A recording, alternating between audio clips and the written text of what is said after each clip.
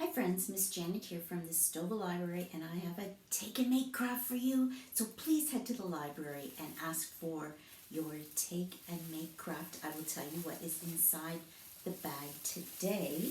When you get your package, inside there is going to be, I call it a slatted wooden hanger. So just some pieces of wood with a string attached or a rope attached that you're going to be able to hang that. And then also in your bag there will be some paint, some watercolor paint and a brush, some glue, and then also there are some embellishments. So they're not all the same, but there are butterflies in the package. So some butterflies, some little gemstones, some other felt cutouts. So you'll be able to decorate with these embellishments after you have painted.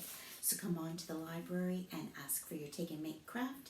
You're going to get to paint these wooden slats on this hanging, and then when it's dry, you'll be able to take those embellishments and glue them on wherever and however you would like, so that you have an awesome hanging to put up somewhere in your room or your house. So have fun. Please come to the library, pick up your bag, take it home, and have fun crafting. See you again soon.